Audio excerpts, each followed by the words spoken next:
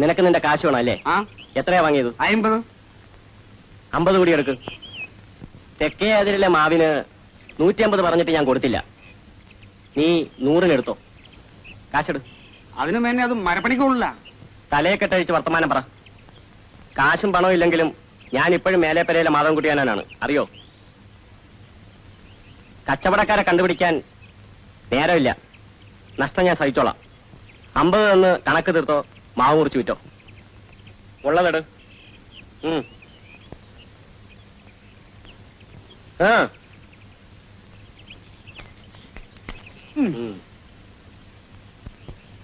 ബാക്കി എപ്പോഴാ എത്തിക്കാം? 100 രൂപയ്ക്കൊന്നും ഇല്ലാട്ടോ മേനെ മാവ്. കടന്നു പോടാ.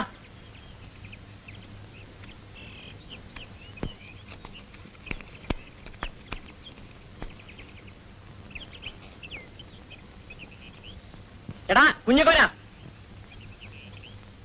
എവിടെ ആയിരുന്നടാ നായ ഇത്ര നേരം? ഒരു കുപ്പി വാങ്ങിക്കൊണ്ട് വാ. അവിടെ എന്തെങ്കിലും തിന്നാനുണ്ടെങ്കിൽ അതും. ഓടാ.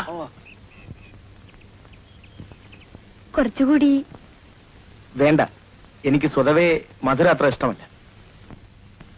വല്ലപ്പോഴല്ലേ കഴിക്കുമെന്ന്. നാടൻ സദ്യ ദുബായിൽ കിട്ടില്ലല്ലോ. മധുരം തുടരുതെന്ന് ആ ഡോക്ടർമാര് പറഞ്ഞിരിക്കുന്നത്. ഞാൻ അതൊന്നും നോക്കാറില്ല.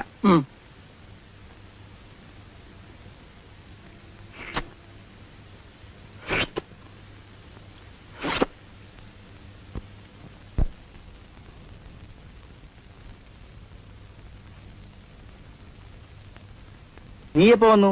കുറച്ചേരെ. തറവാട്ടിലെ വല്യമ്മയുടെ ക്ഷണം. ഉണ്ണാൻ പോയി. കൂട്ടരാകെ ക്ഷീണിച്ചിരിക്കുന്നല്ലോ. ആ പെൺകുട്ടിയുടെ കാര്യമാണ് കഷ്ടം. പഴയ പ്രതാപൻ രക്ഷിച്ചെടുക്കാൻ ഗോപിയും കുറെ പാടുപെടുന്നുണ്ട്. വലിയ കാരണവരും വന്നിരുന്നു. നടക്കട്ടെ, വാ. അങ്ങനെ തിരക്ക് കൂട്ടിയാലോ? വയലിൽ പണിക്കാരുണ്ട്. ഞാൻ 10 മണിക്ക് വന്ന് ഇരിപ്പാണ്. ഇത്രയും വൈകിയില്ലേ? വാ. പോട്ടെ, ഞാൻ പിന്നെ വരാം.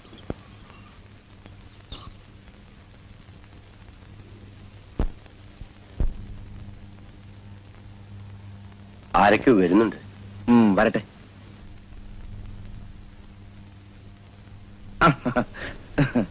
ഇരിക്കൂ. ഉള്ള സ്ഥലത്തൊക്കെ ഇരിക്കൂ.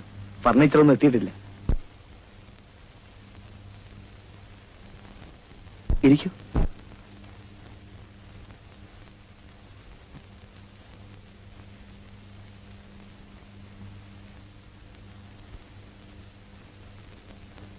വിശേഷിച്ച് എന്തിനാ വളഞ്ഞു മൂക്ക് പിടിക്കുന്നതല്ലേ?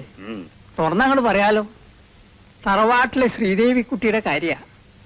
10-24 വയസ്സായി. ഞങ്ങൾക്കൊക്കെ സന്തോഷം. പോണേന് മുമ്പ് തന്നെ അതങ്ങോട്ട് നടത്താം. പഴയ കാലത്ത് ആന ഉണ്ടായിരുന്നു, അമ്പാരി ഉണ്ടായിരുന്നു എന്നൊക്കെ പറഞ്ഞ് ഇപ്പൊ ഇരിക്കാം. സ്ഥിതി ആകപ്പാടെ മോശ. അതിനെ നല്ലൊരാൾക്ക് പിടിച്ചു കൊടുത്താൽ അതെങ്കിലും രക്ഷപ്പെട്ടു സമാധാനിക്കാലോ. രാജന് ശ്രീദേവി കുട്ടിയെ നന്നായി അറിയാലോ. കൂടുതലൊന്നും പറയേണ്ട കാര്യമില്ലല്ലോ. കാര്യം സൂചിപ്പിച്ചപ്പോ വാക്കുകൊണ്ട് പറഞ്ഞില്ലെന്നേ ഉള്ളൂ. അച്ഛന് തെണ്ണായ പിന്നെ അവളൊന്ന് ചിരിച്ചു കണ്ടത് ഇപ്പോഴാണ്. പക്ഷേ ഞാനൊന്ന് ആലോചിക്കട്ടെ. അല്ല, ലീവ് എത്രയുണ്ടെന്ന് അറിഞ്ഞില്ലല്ലോ. അപ്പോ ഉറപ്പിച്ചാൽ ഞങ്ങൾക്കും ചിലതൊക്കെ ഒരുക്കണല്ലോ. ഞാൻ പറയാം പിന്നെ.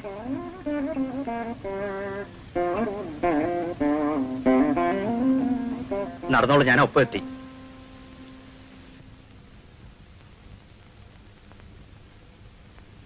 ഇത് സീതയുടെ മാത്രം കാര്യമല്ല. രാജൻ ബന്ധുവാണെന്ന് വന്നാൽ കുറച്ചു കാലത്തേക്കെങ്കിലും എനിക്ക് സ്വൈര്യം കിട്ടും കടക്കാരിൽ നിന്ന്. വേണ്ട, എനിക്ക് രാജന്റെ പണം വേണ്ട. അച്ഛൻ തലയ്ക്ക് വെളിവില്ലാതെ ചെയ്തു വെച്ച വിട്ടിത്തരങ്ങൾക്കൊക്കെ ഞാൻ സമാധാനം പറയണമല്ലോ. അതൊരു ഭാഗത്ത് കിടക്കും. അവളൊന്ന് രക്ഷപ്പെട്ടാൽ പിന്നെ കോടതി കയറിയാലും പാപ്പരായാലും എനിക്കൊന്നുമില്ല. ഞാൻ കടം ചോദിക്കില്ല. ഭയപ്പെടണ്ട. ഇഷ്ടമുണ്ടെങ്കിൽ മാത്രം മതി. ആ നരകത്തിൽ നിന്ന് എന്റെ പെങ്ങളെങ്കിലും ഒന്ന് രക്ഷപ്പെടട്ടെ. ഞാൻ നടക്കുന്നു. ഞാൻ ആലോചിക്കട്ടെ ഗോപി.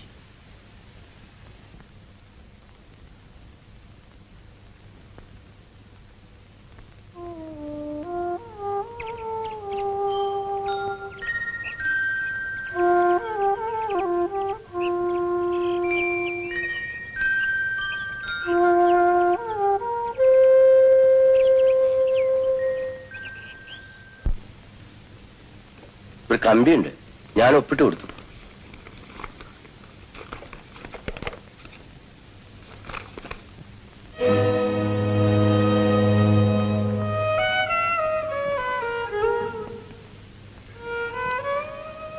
വിശേഷമൊന്നുമില്ലല്ലോ? ഒന്നുമില്ല. ദുബായിൽ നിന്നാണോ? അല്ല, ഒരു ഫ്രണ്ടിന്റെ, ഏറ്റുമാനൂരുള്ള ഒരു ഫ്രണ്ടിന്റെ. ചെന്ന് കാണാമെന്ന് പറഞ്ഞിരുന്നു.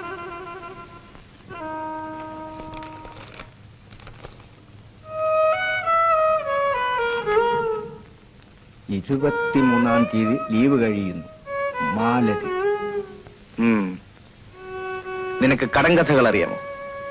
കുട്ടിക്കാലത്ത് നമ്മൾ പറഞ്ഞു കളിച്ചിരുന്ന കടങ്കഥകൾ. പഴയൊരു സ്വപ്നം വേണോ, പുതിയൊരു യാഥാർത്ഥ്യം വേണോ? എനിക്ക് മനസ്സിലായില്ല. മനസ്സിലാവില്ല. നീ പുസ്തകത്തിലെ വരവ് ചെലവ് കണക്കാണ്. നിന്റെ വാപ്പ ഒരു പഴഞ്ചൊല്ല്. ഞാനിപ്പോ ശരിക്കും ഒരു കടങ്കഥയായി മാറിപ്പോയി.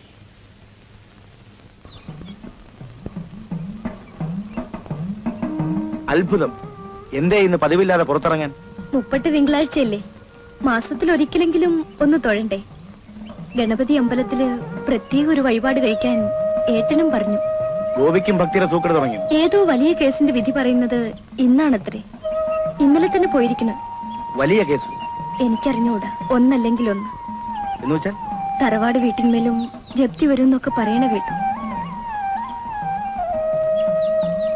എന്നോടൊന്നും പറയാറുമില്ല, ചോദിക്കാറുമില്ല.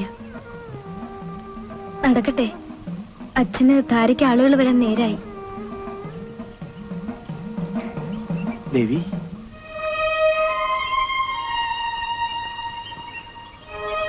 ഒന്നുമില്ല, നടന്നോളൂ.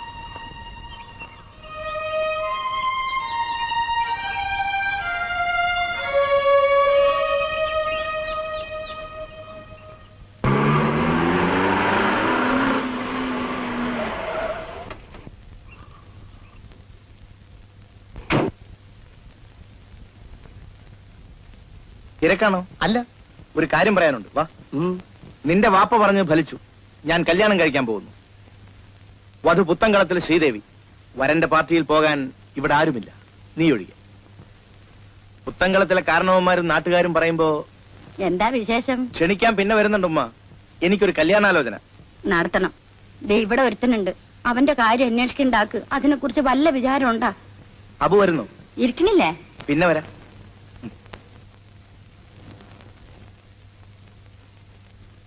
ഒരു വീട്ടിലേക്ക് ആവശ്യമായ സാധനങ്ങൾ എന്തൊക്കെയാന്ന് വെച്ചാൽ ഒരു ലിസ്റ്റ് എടുത്ത് വാങ്ങിച്ചോണ്ട് വരണം. അതൊക്കെ അച്ഛനായിരുന്നു നോക്കിക്കോണ്ട്. ഇവിടുത്തെ ഏർപ്പാട് എന്തൊക്കെയാ വേണ്ടതാവോ? ഇവിടെ വിശേഷിച്ചൊന്നുമില്ല. അല്ല, പാർട്ടി സദ്യ അങ്ങനെ വല്ലതും?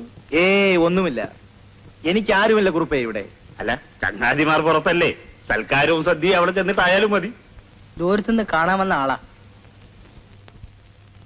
പിന്നെ കുറുപ്പേ, ശ്രീദേവിയുടെ പാസ്പോർട്ടിന്റെ കാര്യം. ഗോപിക്ക് എറണാകുളത്തൊക്കെ പരിചയമുള്ളതല്ലേ, വേഗം ശരിയായിക്കോട്ടെ. മനസ്സിലായില്ല? ഏറ്റുമാനൂരിൽ നിന്നാണ്. മകള് പറഞ്ഞിട്ട് വിവരമൊക്കെ അറിയാം. മാലതി.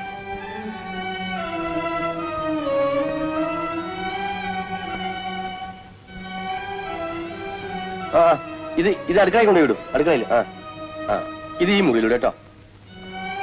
ഇത് അടുത്ത മുറിയിൽ. അവൾ നിർബന്ധിച്ചിട്ടാണ് ഞാൻ തന്നെ വന്നത്. നാട്ടുനടപ്പ് അങ്ങനെയല്ലെങ്കിലും. അവസാനം രാജൻ പറഞ്ഞിടത്തേക്ക് എന്നെ വന്നു. ഗുരുവായൂർ അമ്പലത്തിൽ വെച്ച് മതി എല്ലാവരും സമ്മതിച്ചു. ബുദ്ധിമുട്ട് കുറയുമല്ലോ.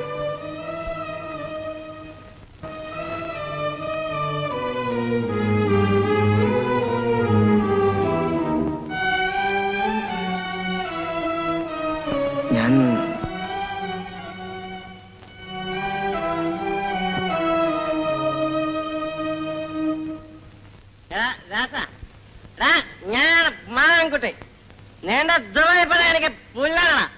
മാങ്കുട്ടി തളപട്ടിപ്പന്നാണ്. എടാ രാജ, ചോരണിക്കണ നീണ്ട ഒരു ബംഗ്ലാവ്. എടാ രാജ, മാതൻകുട്ടിയാണ് വിളിക്കണത്. ഇറങ്ങി വേടാ പുറത്ത്.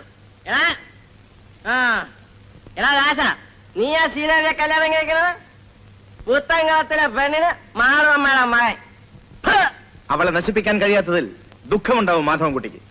മര്യാദയ്ക്ക് വെളിയിൽ പോ. പിഴയ്ക്കാൻ റെഡിയായിരുന്ന പെണ്ണുങ്ങൾ മാത്രമേ മാധവൻകുട്ടി തൊട്ടിട്ടുള്ളൂ.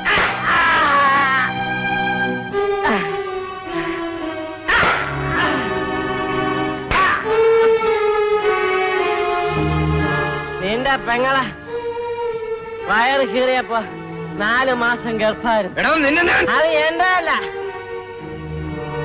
അരക്ക് വെള്ളമില്ലാത്ത അമ്പലക്കുളത്തില് ചാവാൻ ചാടാല്ലേ പെണ്ണുങ്ങള്.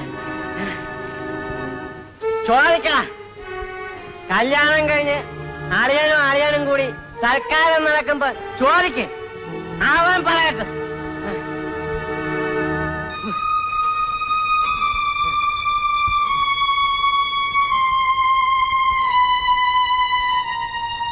നിനക്കെന്തറിയും? പറയൂ, നിനക്കറിയില്ലേ? എനിക്കറിയണം. ആരാണ് എന്റെ പെങ്ങളെ നശിപ്പിച്ചത്? എനിക്കറിയണം. നീ പറയില്ലേ? എന്റെ അബു, നീ ഒന്ന് സംസാരിക്കും. നിനക്കറിയും. പറ ഗോപിയല്ലേ, ഇപ്പോഴെങ്കിലും ഒന്ന് പറ.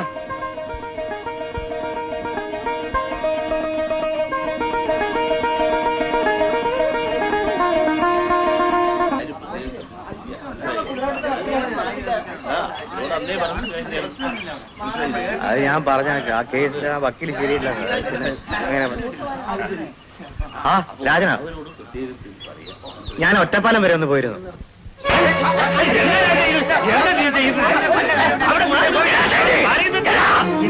എന്താ രാജ? കുളത്തിൽ പൊന്തിയ എന്റെ പെങ്ങളുടെ ശവത്തിന് പകരം എനിക്ക് ഇവന്റെ ശവം വേണം. തറവാടിന്റെ പേരും നക്കാപ്പിച്ച കാശും കൊണ്ട് ഒതുക്കിയ കേസ് പൊക്കിയെടുക്കുന്നത് നിങ്ങൾക്ക് കാണണം. കള്ളസാക്ഷികളെ കൂലിക്കെടുക്കുന്ന ഇവിടെ ശരിയായ സാക്ഷികളെ കൊണ്ടുവരുന്നത് കാണണം. നിയമം കൊണ്ട് കഴിയില്ലെങ്കിൽ ഞാൻ എന്റെ സ്വന്തം കൈ കൊണ്ട് നിനക്ക് കൊലമരമുണ്ടാക്കും. ഞാനാണ് പറയുന്നത്. നിന്നെ നശിപ്പിച്ചേ ഞാൻ പോവും. നീ ഈശ്വരനായിരിക്കും, സൃഷ്ടിക്കാനും സംവദിക്കാനും. അതെ, അതിനടുത്തെത്തും. പണത്തേക്കാൾ വലിയ ഒരു ദൈവവും ഇവിടെ ഇല്ലടാ. 1000 ധനികൻ, 1,00,000 പ്രഭു, കോടിയുള്ളവൻ ഈശ്വരൻ, കോടീശ്വരൻ. നിനക്കില്ലാത്ത ദൈവാനുഗ്രഹം എനിക്കുണ്ടടാ, പണം.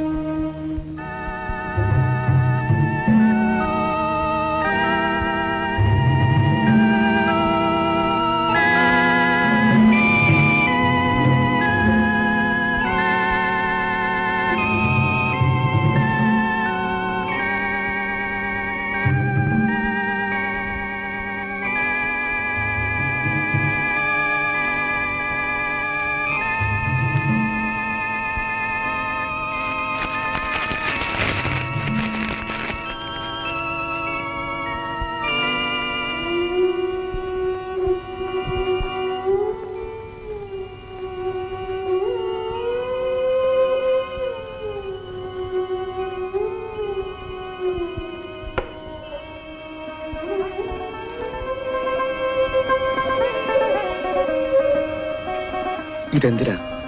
കടം വാങ്ങി ബാങ്കിൽ നിന്ന് എടുത്തല്ലേ. ഇനി ഇതിന്റെ ആവശ്യമില്ലല്ലോ. ഏട്ടനെടുത്തോളൂ. എന്നിട്ട് നാണം കെട്ട് തലതാഴ്ത്തി നടക്കാൻ ഇവിടെ ഏട്ടൻ ഇടവരരുത്. പൊയ്ക്കോളൂ, എവിടേക്കെങ്കിലും. അനിയത്തി, ഞാൻ രാജന്റെ കാല് പിടിക്കും, മാപ്പ് പറയും. നിനക്ക് വേണ്ടി അവന്റെ കാല് പിടിച്ച് ഞാൻ കരഞ്ഞോളാം. അരുത്, അരുത്. എനിക്കിനി അങ്ങനെ ഒരു വിവാഹം വേണ്ട. ദേവി,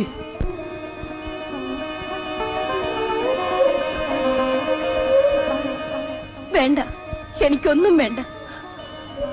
വീണ്ടും നാണം കെടണോ?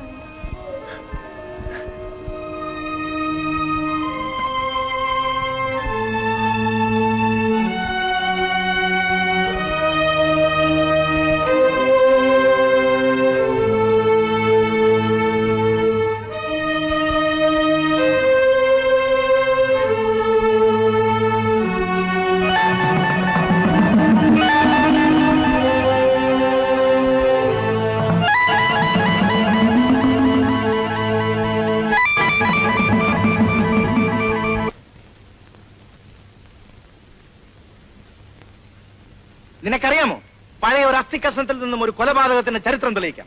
ഡിറ്റക്റ്റീവ് നോവലുകളല്ല, എനിക്കറിയാം. വീണ്ടും വേണ്ടി വന്നാൽ പോസ്റ്റ്മോർട്ടം നടത്തും, സാക്ഷികളെ വിസ്തരിക്കും, FIR എഴുതിയവരെ, ഡോക്ടറെ. പഴയ ശവക്കുഴി വീണ്ടും തോണ്ടണ്ട. ആഗ്രഹം പോലെ തന്നെ സാധിച്ചു. രാത്രി ഛർദിക്കുന്നു കേട്ട് ശ്രീദേവി നിലവിളിച്ചപ്പോ ആളുകൂടി. ആശുപത്രിയിൽ എത്തുമ്പോഴേക്ക് കഴിഞ്ഞു. സ്വന്തം ബന്ധുക്കളെ അറിയിക്കാൻ ഞാൻ തന്നെ വേണം. അപ്പോഴാ ഇവിടുന്ന് ആള് വന്നത്. ആ, ഇവിടെ അറിയിക്കണല്ലോ.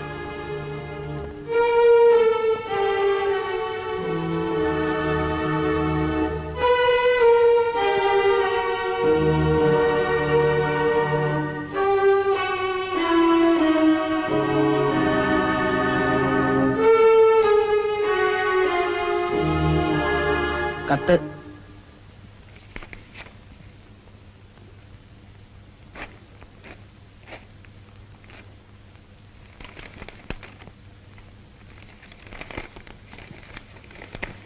എന്റെ അഭിനന്ദനങ്ങൾ. രണ്ടുപേർക്കും എന്റെ മംഗളാശംസകൾ. വല്ലപ്പോഴും ജോലി സ്ഥലത്ത് വെച്ച് കാണുമ്പോൾ ഒന്ന് ചിരിക്കുക, പിന്നെ മറക്കുക.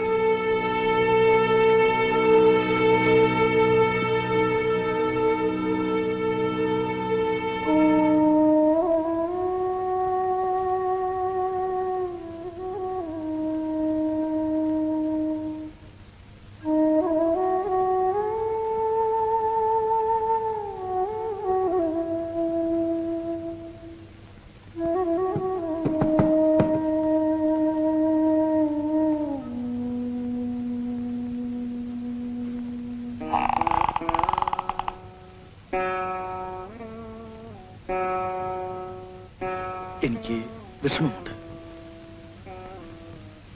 ഞാൻ ചെയ്തതിലൊന്നിനെ പറ്റിയും എനിക്ക് പശ്ചാത്താപമില്ല.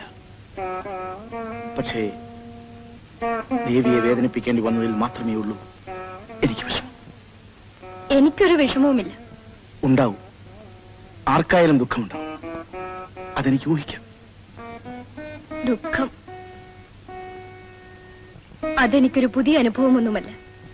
എല്ലാ കയ്പുകളും കടിച്ചിറക്കുമ്പോൾ ഒരോർമ്മ മാത്രം മാധുര്യമായി നിന്നു. അത് ദേവിയാണ്. നിശ്ചയിച്ചതൊന്നും ഇതുകൊണ്ട് മാറുന്നില്ല. ഉറപ്പ്. അത് ഒരാൾ മാത്രം ഉറപ്പിച്ചാൽ പോരല്ലോ. എനിക്കവിടെ മനോഹരമായൊരു വില്ലയുണ്ട്. ഇവിടെ എന്റെ ചെറിയ വീടുണ്ട്. എനിക്കൊരുക്കാനാവുന്ന എല്ലാ സുഖവും സൗകര്യവും ദേവിക്ക് തരാൻ ഞാൻ ഉറപ്പിച്ചത്. എനിക്കൊന്നും വേണ്ട ദേവി. എനിക്ക് മാളികകൾ, മുകളിൽ ഭ്രാന്തനായ അച്ഛൻ, കൂട്ടിന് കണ്ണു കാണാത്ത വല്യമ്മ, കടക്കാർ കൊത്തിവലിക്കുന്ന ഈ തറവാട് മതി. എനിക്കിതൊക്കെയാണ് വിധിച്ചത്. മതി, ധാരാളം മതി. രക്ഷിക്കാൻ ഞാനുണ്ട്. എനിക്കൊരു രക്ഷകർത്താവേ ഇനി വരാനുള്ളൂ. അയാളെ കാത്തു കഴിഞ്ഞോളാം. എല്ലാ വിഷമങ്ങളും തീർക്കാൻ അവസാനം വരുന്ന ആൾ. ദേവി, കടന്നു പോവൂ എന്റെ മുന്നിൽ നിന്ന്. കടന്നു പോകാൻ. ഈ പടി ഇനി ചവിട്ടരുത്. പുത്തൻകടത്തിലെ ശ്രീദേവിയാണ് പറയുന്നത്. പോകാൻ.